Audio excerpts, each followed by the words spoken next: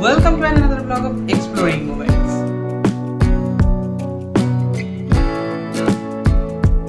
যেমনটা টাইটেলে দিচ্ছ, বিপত্তারিণী পুজো special blog. আমাদের মায়ের মন্দিরে প্রতি বছরই বিপত্তারিণী পুজো হয়।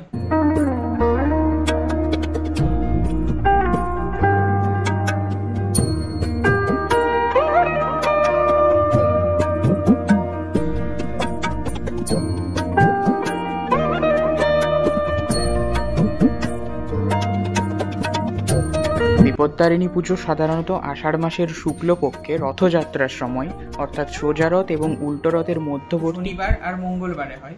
আমাদের মন্দিরে শনিবারেই বিপত্তারিণী পুজো বরাবর হয়, যেহেতু প্রথম থেকে শনিবারেই হয়ে আসছে, মানে আমাদের মন্দিরে বিপত্তারিণী পুজো, তো সেই জন্য বরাবর শুধু শনিবারটাতেই বিপত্তারিণী পুজোটা হয় আর কি। আর প্রতি বছরই ভাবি যে বিপত্তারিণী পুজো স্পেশাল একটা ব্লগ করবো, কেননা অনেক কিছু হয় আর কি এই দিনটাতে। আর যেহেতু মায়ের মন্দিরের সমস্ত জোগাড় আমাদের নিজেদের বাড়ি থেকেই হয়, বাবা মাই করে পুরো জোগাড়, তো ভাবছিলামও যে এই মানে যে এত কিছু জোগাড়, এত কিছু যেটা হয় এই পুজোর দিনটাতে, কালী পুজোর ব্লগ তো শেয়ার করি সবাইকার সাথে কালী পুজোর মুহূর্তগুলো, তাই ভাবলাম এই বছর এই মুহূর্তে আজকে বাড়িতে তো অবশ্যই শেয়ার করা যেতেই পারে এই মুহূর্তগুলো সকলের সাথে, সুযোগও যেহেতু আছে, তো সেজন্যই এই ব্লগটা স্পেসিফিক্যালি বানানো জাস্ট বিপত্তারিণী পুজোকে নিয়ে আমাদের মায়ের মন্দিরে। আর আমাদের বিপত্তারিণী পুজোর জোগাড় গতকাল থেকেই শুরু হয়ে গেছে, আনা হয়ে গেছে আনারস, আম, কলা, এদিকে বেদানা, আপেল, এত ফল আনা হয়েছে, প্রচুর ফল আনা হয়েছে। কেননা এবছর টোটাল 60টা মোকাম, 60টা না, কাল রাত পর্যন্ত 60টা মোকাম ছিল। মোকামের ব্যাপারটা আসছি পরে, বাট আজকে যেটা 64 না 65টা হয়ে গেছে। তো এতগুলো মোকামের পুরো ফল টল সব কিছু আনা হয়েছে। এই যে মোকামের ব্যাপারটা, মোকামে হচ্ছে ভোগ সাজানো থাকে। এবার মোকামে যে ভোগগুলো তৈরি করা হয়, এই যেমন লুচি, গুড় পিঠে, ফুলুরি, সুজি, এইসব জিনিসগুলো মোকামে থাকে। আরও অনেক জিনিসই তার সাথে থাকে, বাট এই জিনিসগুলো আলাদা করে রান্না করতে হবে। মোকাম ছাড়াও অনেককে প্রসাদ দেওয়া হয়, তো মানে সেই সব কিছুতে প্রচুর ভোগ তৈরি করতে হয়, তো সেই জন্য পুরো রাতটা টাইম লাগে। তো কাল রাত থেকেই আমাদের ভোগ তৈরি শুরু হয়ে গেছে।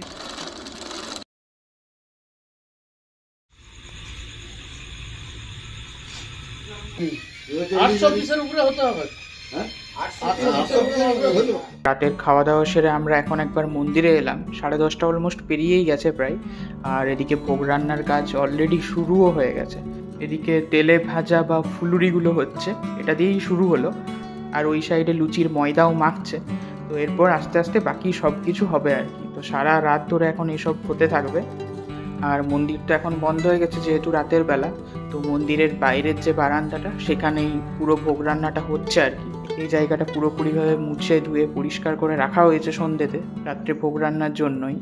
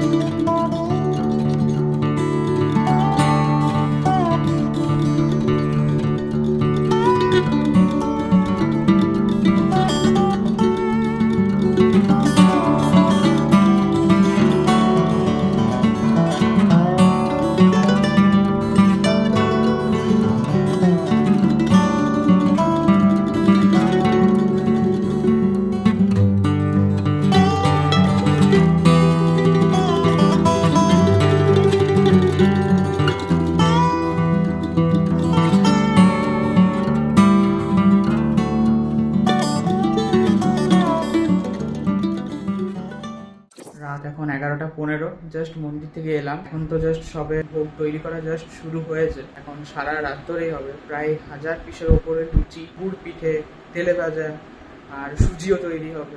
তো এত বেশি কোয়ান্টিটি তো তৈরি করতে পুরো রাতটাই লাগবে। ওই জন্যই আজ রাত থেকে আর কি মানে এইসব জিনিসগুলো ভোগগুলো তৈরি করে রাখা, যাতে কাল মানে বেশি তাড়াহুড়ো না থাকে। তারপর তো কালকে সকালে দেখতেই পাবে তোমরা ব্লগে কী হচ্ছে না হচ্ছে। চলো আমরা তো গুড নাইট, টাটা।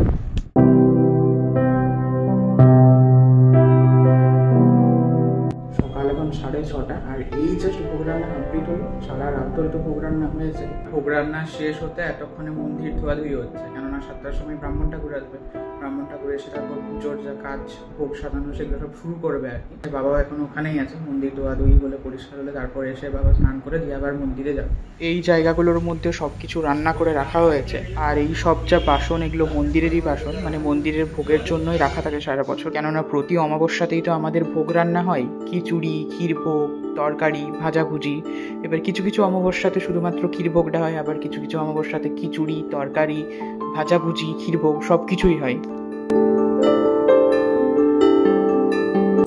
এদিকে মা এখন ঠাকুরের মালা গাঁথছে।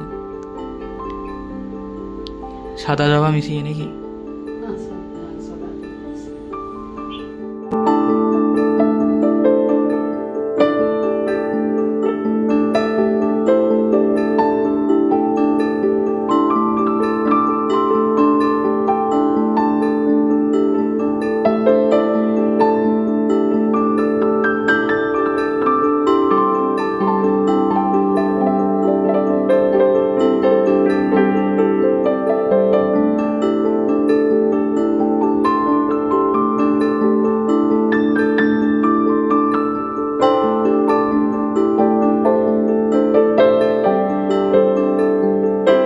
পৌনে 10টা আর ওদিকে এখন ফল টল কাটা হচ্ছে পুজোর জন্য ঠাকুরঘরের সামনে। আর এখন মন্দিরেও এরপর মানে পুজোর যে মোকাম বলে ওটাকে, তো ওটাও সাজানো হবে এরপর। মোকাম মানে হচ্ছে মোকামের ব্যাপারটা আমার থেকে মাই বেটার বলতে পারবে, যেহেতু মা সবটা জানে। তো মোকামের ব্যাপারটা মায়ের কাছ থেকেই শুনবে, মানে মোকামে কি কি থাকে, কত রকম কি থাকে আর কি, তো সেই সব কিছু। মায়ের পুজোতে সব কিছু 13টা করে উপকরণ লাগে। 13টা পান, 13টা সুপারি, 13টা লবঙ্গ, 13টা ছোটো এলাচ, লুচি লাগে 13 পিস, হলদি 13 পিস, মুরগিটা 13 পিস, সুজি লাগে 13 পান পাতা করে সাজানো হয়। 13 জায়গায় মুগতলা দিতে হয়, 13 রকম ফল দিতে হয়, তারপর মিষ্টি, মন্ডা সমস্ত কিছু লাগে। মেয়েদের যে টাকা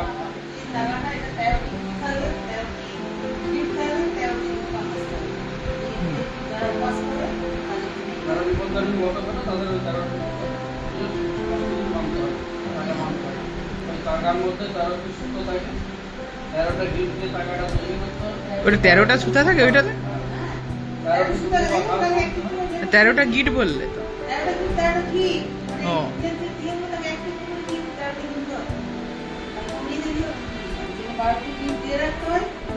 আরেকটা গিট।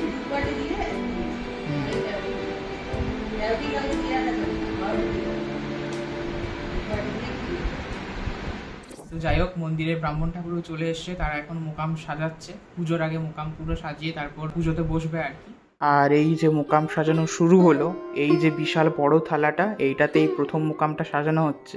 13টা পান পাতা দিয়ে, প্রতিটা পান পাতাতে একটা একটা করে লুচি দিয়ে, তারপর বাকি সুজি, তেলে ভাজা, গুড় পিঠে, এই সবগুলো দেওয়া হচ্ছে আর কি, একের পর একের ভাবে। আর এই বড় থালাটাতেই মাঝে মাঝে কিছু কিছু অমাবস্যাতে মাকে ভোগ সাজিয়ে দেওয়া হয়। এই খিচুড়ি বা তরকারি, ভাজাভুজি, এই সব কিছু আর কি সাজিয়ে বেশ ভালো করে মায়ের কাছে নিবেদন করা হয়।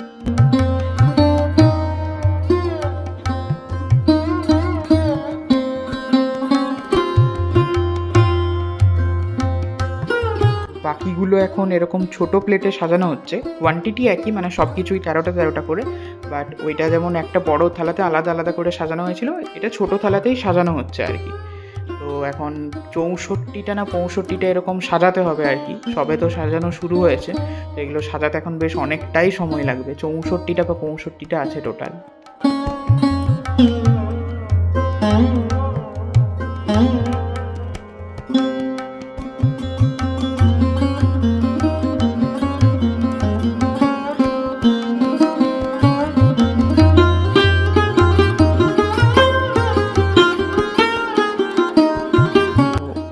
যেসব জিনিসগুলো রান্না হয়েছে সেইগুলো দেওয়া হচ্ছে। আর এই জায়গাতে প্লেটগুলো এনে এখানে মুগ কলাই, বাতাসা, মন্ডা, ফল, এই সব কিছু দেওয়া হচ্ছে।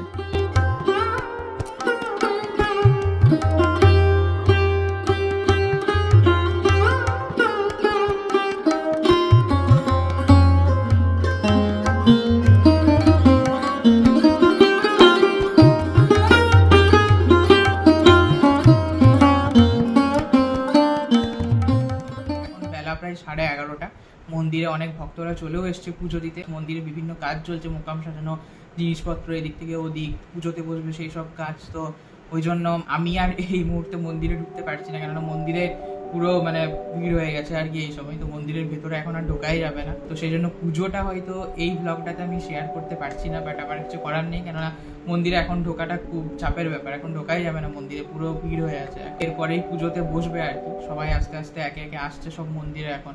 তারপর আরতি হবে, সেই করতে করতে আশা করছি এখন প্রায় 1টা-1:30 তো আরামসে বেজেই যাবে, 11:45 প্রায়। তো এরপর স্নান করে তারপর যাবো মন্দিরের সামনে। মন্দিরে পুজোতে হয়তো বসেও গেছে এতক্ষণ। ঘুরতে এখন প্রায় 1:30, তো যাই এখন। মাও এখন পুজো দিয়ে আসেনি, তো যাই দেখি মন্দিরে এখন কি হচ্ছে।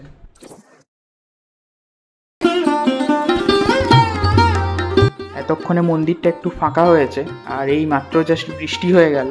তো এরপর যাই মন্দিরে যাব। আর মন্দিরে আরতি এখনো হয়নি, এরপর হবে আরতি।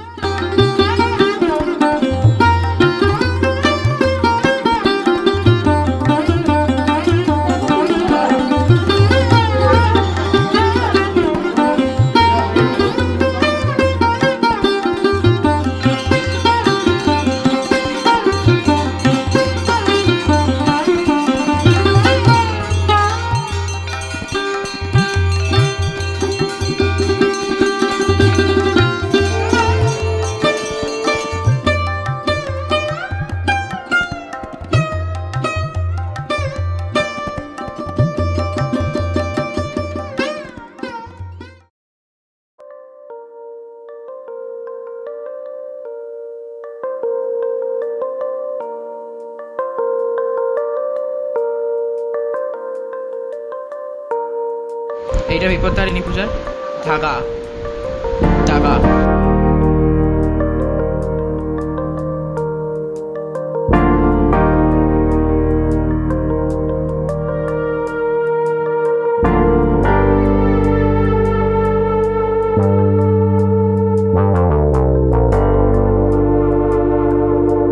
বেলা 2:30 পেরিয়ে গেছে।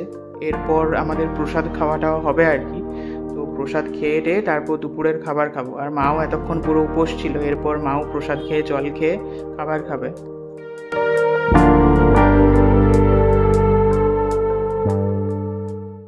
যাই হোক, আশা করছি বিপত্তারিণী পুজোর এই ব্লগটা ভালো লেগেছে। কিভাবে কি প্রস্তুতি, মানে পুরো জিনিসটা আর কি ডকুমেন্টেড করে শেয়ার করতে পারলাম তোমাদের সাথে। এটা আমি আগের বছর বা তার আগের বছর থেকেই ভাবছিলাম, বাট হয়ে উঠছিল না আর কি। বাট যাই হোক, এবছর করতে পেরেছি। তো আশা করছি তোমাদের ব্লগটা ভালো লেগেছে। ভালো লেগে থাকলে তো কি করতে হয় জানা আছে। Like, subscribe exploring movements. আর কেমন লাগলো পুজোটা, মানে পুজোর মুহূর্তটা শেয়ার করতে যদিও পারলাম না, মানে এই পুজোর প্রিপারেশন বা এই মুহূর্তগুলো আর কি, বিপত্তারিণী পুজো। তো কেমন লাগলো এটা জানিয়ে অবশ্যই কমেন্ট সেকশনে কমেন্ট করো। আর ভালো লাগলে অবশ্যই সবাইকার সাথে শেয়ার করে দিও। তো এই ছিল বিপত্তারিণী পুজো special blog. So let's end this vlog here. We'll meet you in the next vlog. Till then, be happy, be safe, be well. Bye bye.